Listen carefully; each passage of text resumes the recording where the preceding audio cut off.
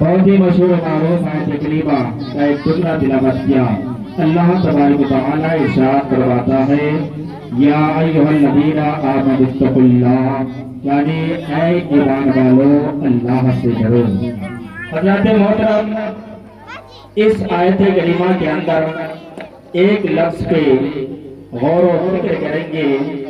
تو پھر معلوم چلے گا کہ حقیقت میں بندہ خدا کون ہے اور کون حقیقت میں مومن کامل ہے۔ میں چند جملوں میں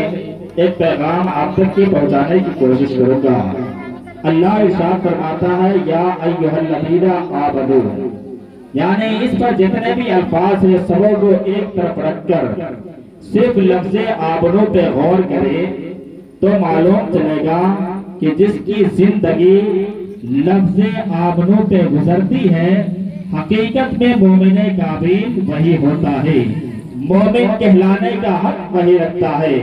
آئے دیکھیں لفظ آمنو نے ہمیں کیا پیغام دیا ہے،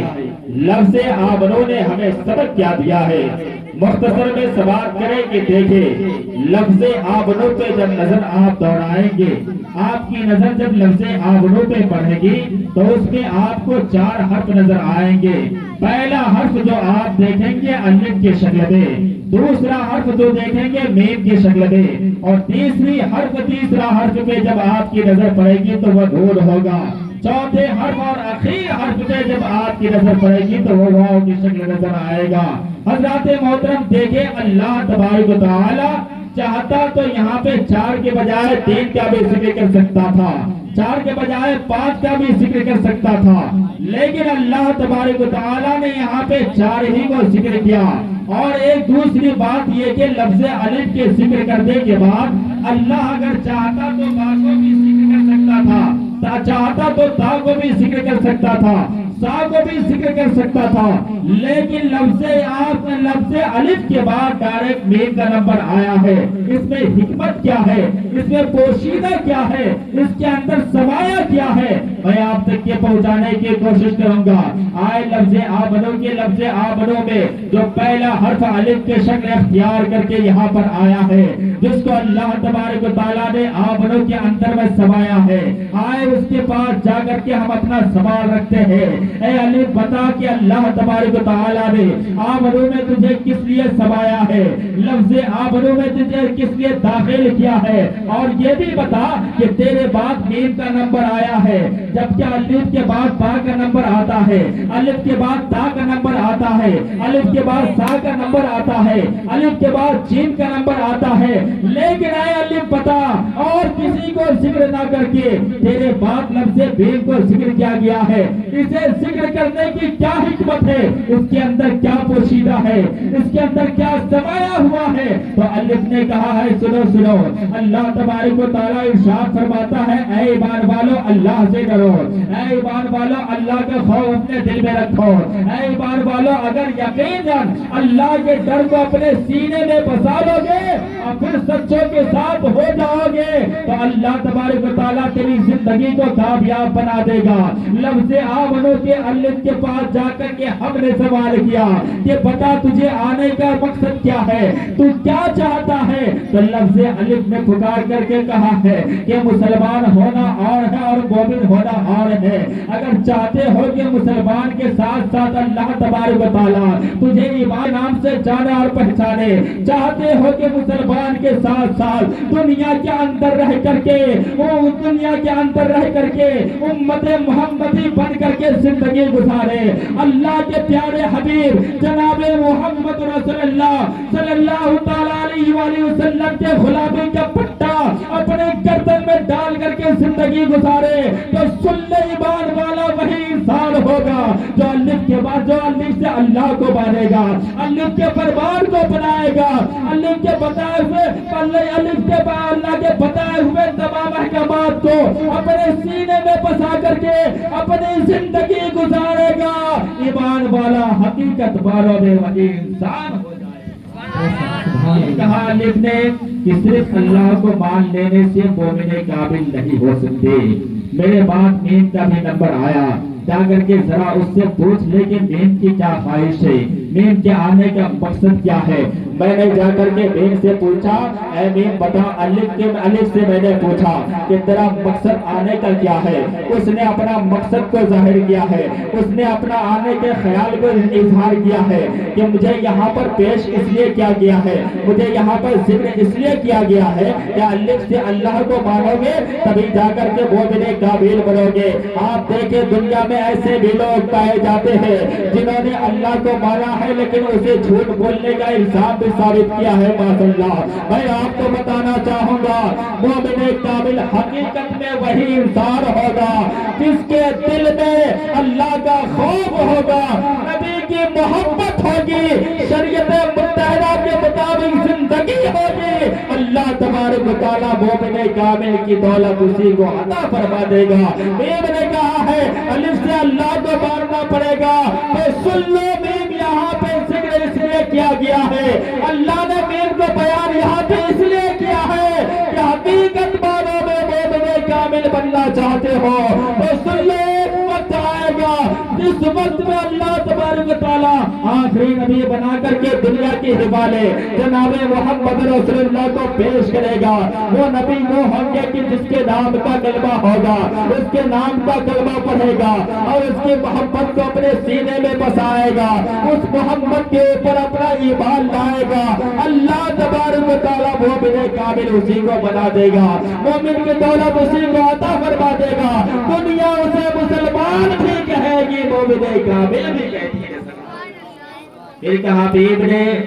صرف میم سے محمد کو مان لینے سے کام نہیں چلے گا۔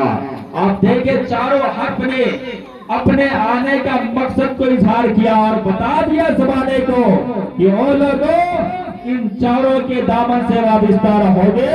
تبھی تیری زندگی میں کامیابی بھی ملے گی، آخرت بھی کامیاب ہو جائے گا، پھر اللہ تبارک و تعالیٰ تجھے ایمان کی دولت سے بھی نواز دے گا۔ میم نے کہا میرے بغل میں نون ہے، جا کر کے پوچھ لے کہ نون کے آنے کا مقصد کیا ہے۔ پھر میں نے گیا نون سے پوچھا، نون بتا۔ الف نے اپنا مقصد کو اظہار کیا ہے کہ الف سے اللہ کو بھی بھاگنا پڑے گا۔ میم نے اپنا آنے کا مقصد کو ظاہر کیا ہے کہ میم سے محمد صلی اللہ تعالیٰ علیہ وسلم کو بھاگنا پڑے گا۔ اے نون بتا کہ تجھے آنے کا مقصد کیا ہے۔ اللہ نے تجھے یہاں پہ ذکر کیا اور کسی حرف کو ذکر نہیں کیا، آخر وجہ کیا ہے؟ تو نون نے کہا کہ ایسا ہی سوال کرتے ہو، پوچھتے ہو کہ آنے کا مقصد کیا ہے، تو کیا چاہتا ہے اللہ نے تجھے ذکر کیوں کیا یہاں پر؟ تو نون نے کہا ہے کہ مومن کامل حقیقت میں وہی ہوتا ہے، اللہ ایمان کی دولت اسے فرماتا ہے جو اللہ کو بھی مانتا ہے، نبی پاک کو بھی تسلیم کرتا ہے۔ اور نون کو ذکر اس لیے کیا گیا اور نون کے مقصد یہ ہے آنے کا کہ مومن کامل حقیقت مانو میں وہی انسان ہوگا جو نون سے تمام انبیاء کرام کو بھی تسلیم کرے گا، تمام انبیاء کرام کو مانے گا۔ معلوم یہ چلا کہ حضرت آدم کی تشریف آوری ہوئی دنیا میں، اگر مومن کامل بننا چاہتے ہو، جس طرح اپنے حبیب سے پیار کرتے ہو، حضرت آدم سے بھی محبت کرنی پڑے گی، حضرت یوسف سے بھی محبت کرنی پڑے گی، حضرت نوح سے بھی محبت کرنی پڑے گی، حضرت عیسیٰ سے بھی محبت کرنی پڑے گی، حضرت شیخ سے بھی محبت کرنی پڑے گی۔ خلاصہ یہ کہ اللہ تبارک و تعالیٰ نے کم و بیش 1,24,000 انبیاء کرام کو زمانے کے حوالے کیا، جس کے دل میں تمام انبیاء کی محبت ہوگی، جس کے دل میں تمام انبیاء کی چاہت ہوگی، اللہ تبارک و تعالیٰ ایمان کی دولت اسی کو عطا خیر اللہ سے بات کر دے کہ نون نے کہا کہ صرف انبیاء کو تسلیم کر لینے اور مان لینے سے کام چلنے والا نہیں۔ مجھ سے پہلے نون سے بھی پوچھا، اس نے کہا میم سے محمد رسول اللہ صلی اللہ تعالیٰ علیہ وسلم کو ماننا پڑے گا، ان کے فرمان کو اپنانا پڑے گا۔ میم سے پہلے تو نے الف سے سوال کیا تھا کہ الف بتا آنے کا مقصد کیا ہے۔ الف نے اپنا خیال ظاہر کیا کہ الف سے اللہ کو ماننا پڑے گا، میرا آنے کا مقصد یہ ہے۔ واو نے آخر میں کہا کہ اللہ تبارک و تعالیٰ ہر کسی کو ایمان کی دولت عطا نہیں کرتا۔ اگر کسی نے حضرت آدم سے محبت کی لیکن سینے میں اس کی محبت کو نہ بسایا، اس کے تعلق سے اپنے سینے کے اندر غلط سوچ رکھے، تو اللہ تبارک و تعالیٰ ایسے بندے کو ایمان کی دولت عطا نہیں کرتا۔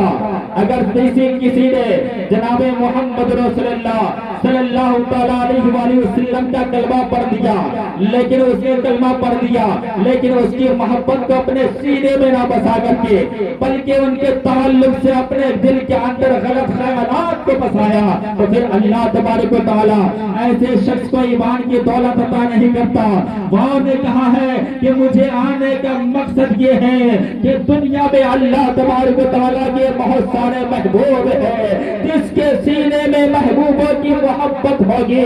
جس کے سینے میں انبیاء کی محبت ہوگی، جس کے سینے میں رسولان اعظام کی محبت ہوگی، ساتھ میں وہ کا مقصد یہ ہے جس کے سینے میں جتنے بھی کائنات عالم میں علماء کائنات عالم میں اولیاء کرام کی جماعت آئی ہے، جس کے سینے میں ولیوں کی محبت ہوگی، اللہ ایمان کی دولت اسے عطا فرما دے گا۔ معلوم یہ چلا کہ اللہ تبارک و تعالیٰ نے حضرت غوث اعظم کو دنیا میں مبعوث کروایا ہے، حضرت غوث اعظم سے بھی پیار کرنا پڑے گا۔ اللہ تبارک و تعالیٰ نے غریب نواز کو بھیجا دنیا میں، غریب نواز سے بھی محبت کرنی پڑے گی۔ اللہ تبارک و تعالیٰ نے وارث پاک کو دنیا میں بھیجا، وارث پاک سے بھی